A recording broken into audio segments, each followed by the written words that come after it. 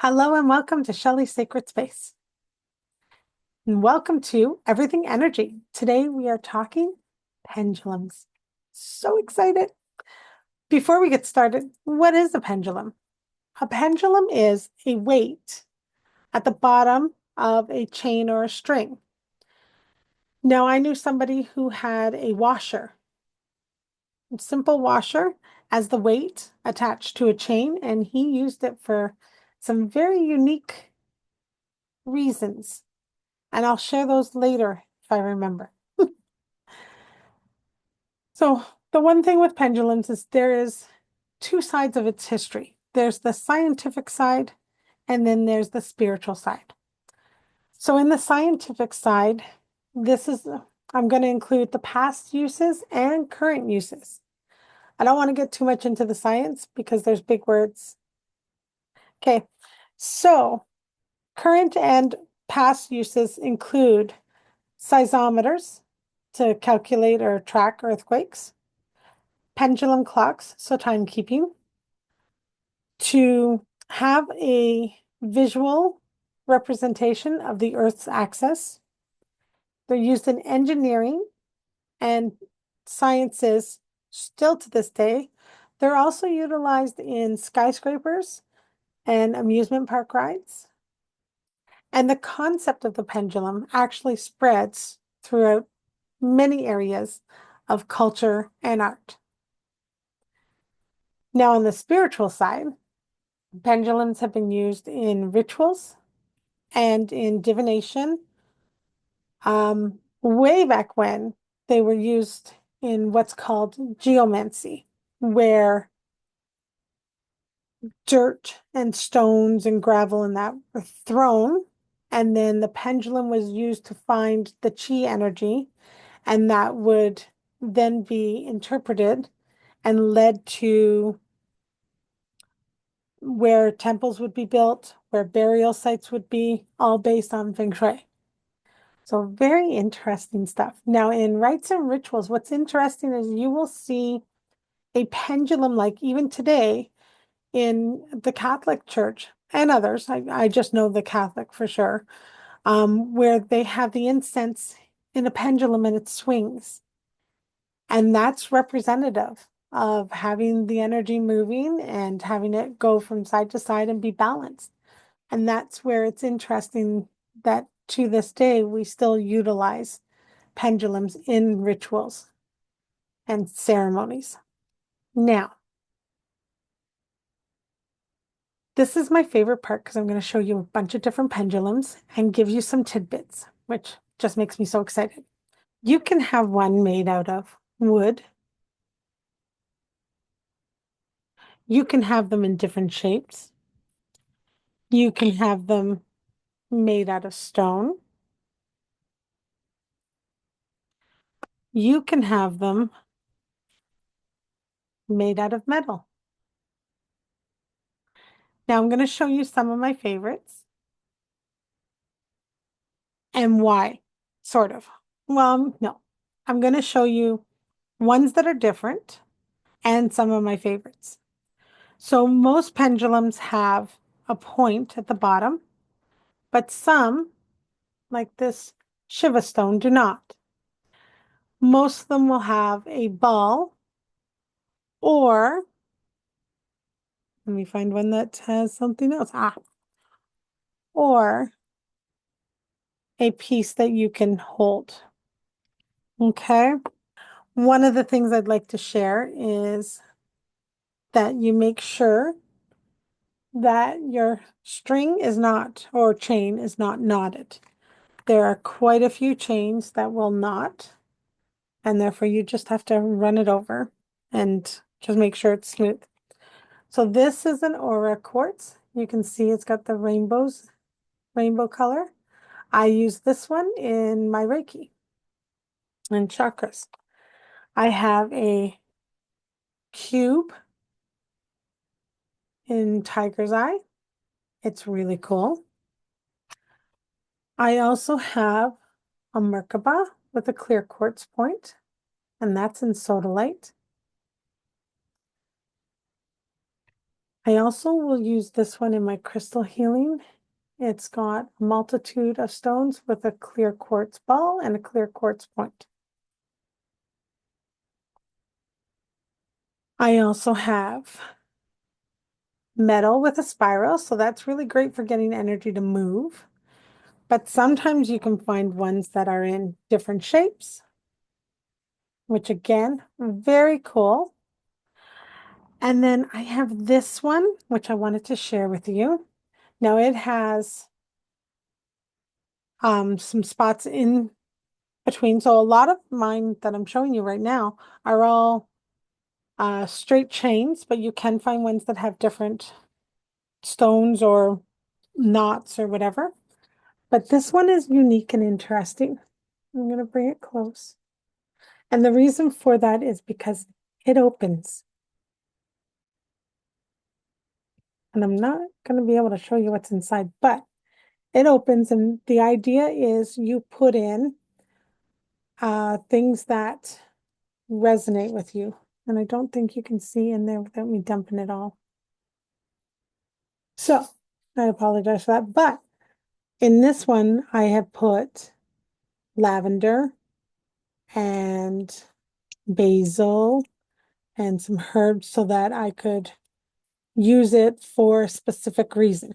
Okay, and that's a really unique, and here is a kink, if you can see that. So all I would do is just run my fingers over it, turn it a little bit, move it up and down, and then it straightens. Okay. You can also find shapes like angels. And I think you might be able to see that better. And that is an amethyst angel with an amethyst point. And then the last one I want to show you is this one, because as much as it is meant to hang straight, it doesn't. And the point is a little bit off-centered, even though it's centered. That makes sense. This pendulum works really well for me. There were a couple in the same style and shape, and they did not work as well for me, but this one did. So you can get ones that are a little bit off-center and they'll still work. This one, I created this one, so it has an owl on one end, not that you could see that, and that's what you hold it by, and then it's an amethyst, a nice chunky amethyst. So some tidbits when utilizing your pendulum. One, the way to hold it, I like to do it this way, and I'll show you. I take the ball in between my finger and my thumb, and then I put the chain over my finger. And the reason I do that is because I can now squeeze as hard as I want here, and I won't affect the chain. But if I were to hold it here and squeeze, now I affect the chain, right? So if I do this, that's great. But if I'm like this, it goes so much more on its own. So that's why I choose to do it that way. The other thing is when you're using one, you want to get a connection with it. You need to ask it yes and no questions to get its yes and no. Some people will say, show me yes and show me no. And that's fine if that's how you want to do it. I choose to ask, my name is, because then I know it's connected with me with an answer that I already know. Because if I just say, show me no, show me yes, it could be like, haha, here you go. This is my no today, right? And you may still get different no's in that every time you ask, but at least I know it's connecting with me and the question that I'm asking because I know the answer. So that is one of the things I do. Another tidbit I'm going to tell you is don't hold your hand way up here so that you can see it moving because your arm will get tired. You need to hold it comfortably. So usually down. Now I'm going to hold it up for our demonstrations, but that's okay. How do pendulums work? So basically what happens is pendulums respond to the minute, unknown, and unfelt muscle movements that we have. Now, in energy work, we have learned that when you speak the truth, your body responds. So whether it's a gut feeling that you have, you sense some different energy, or you're saying something that, yeah, this is all true about me, versus I'm lying to myself, we literally can physically feel it. Well, what happens is our body also will respond, and we'll have very minor muscles that will twitch a little. And depending on if it's the truth or not, it will twitch different ways. That's basically how they work. So your idea is not necessarily to hold it completely still. You need to relax. You need to be able to let energy flow through, because if it's not flowing, nothing moves. So I am going to start with, hopefully you'll be able to see it. My name is Shelley. Now I'm getting that as my yes, which drives me crazy. I'd like it to be this, but I always get that. Huh. And then I will double check with this, because I want to make sure that that wasn't a fluke.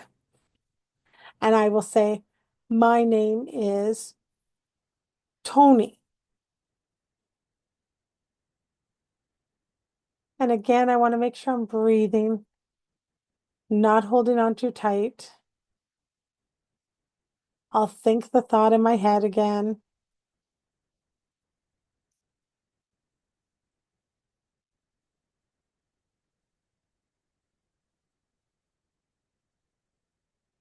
And then I'm not sure if you can see it, but I'm getting a little bit of movement back and forth.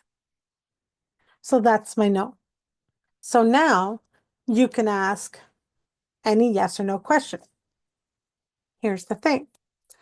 You want to make sure that your question is specific enough that it answers the question, but not so restricted that it is too much. And one of the examples I give, here's the famous one. Are you ready? Will I win the lottery? Hot dog. I'm going to win the lottery. Now let's be specific. Will I win the 649 this week?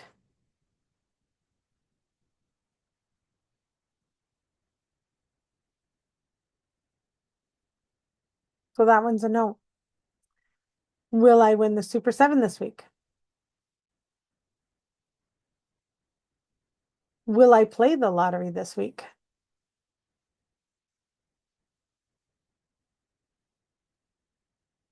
So that was all no. So yes, I can win the lottery, and I might win it today. I might win it tomorrow. I might win it when I'm 92. I don't know. I wasn't specific enough. But when I was specific but not restrictive, I didn't say what numbers. That can't necessarily help you. You can try it. I know I've done. I've tried. I won a free ticket. I was super excited. But again, you need to be clear without being restrictive, but also very precise. It's, will I win the lottery? It might be, will I win 100,000 in the lottery?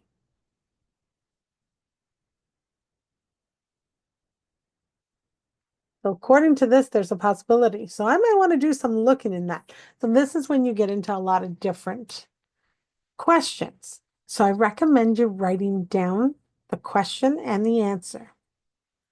And I know it can be annoying, especially if you're doing something like, will I this? And then if it's a yes, you have a question. And then if it's a no, you don't.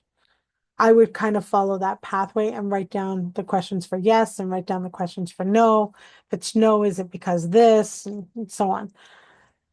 Only because once you start asking a question and it leads to another and another and another and another and another, by the time you get to the end of it, you won't remember which one was yes and which one was no. if you don't have it written down. And I've tried to do just a yay, no, yay, no, yay, no. And I'm like, I don't remember which question I asked. So it's really important to write down the questions. One of the things that I will say too is grounding and remaining calm. When you add in emotions, your pendulum will not be reliable.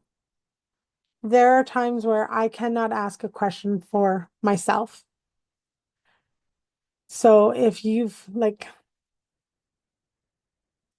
I have a business. I'm emotionally charged to this business. I want to see it succeed. So if I sit here and I'm like, will my business succeed? First off, that's too general.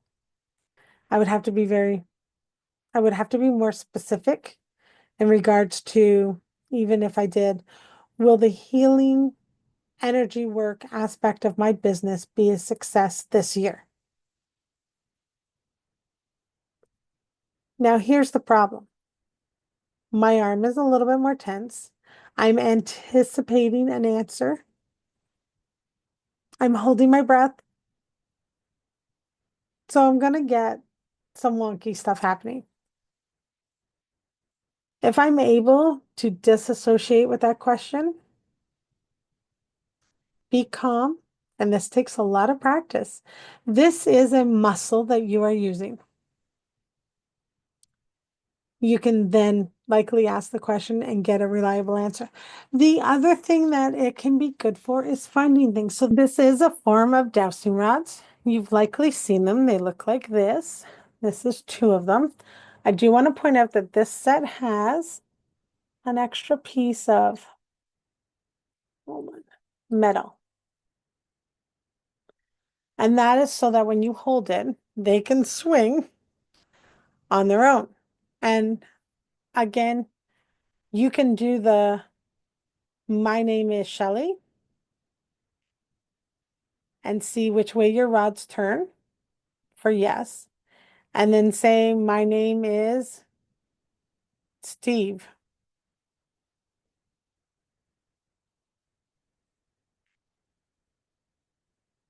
Now, what I will tell you for me is this is an area where I am working on this.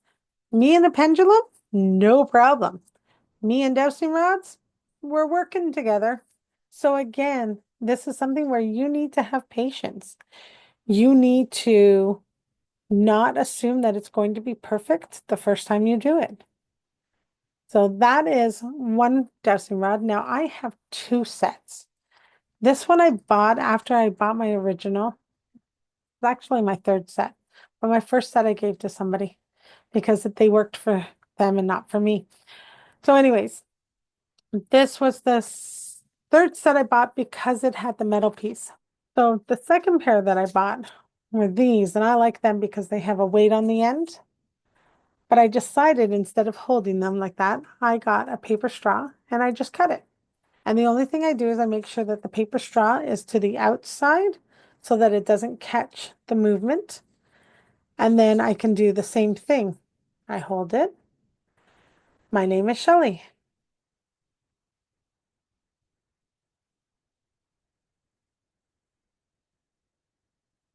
And you can see the little itty bitty movement because that's how we work.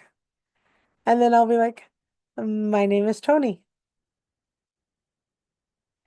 And you can see the little itty bitty movements because that's how we work. So sometimes this is all you will get. Okay.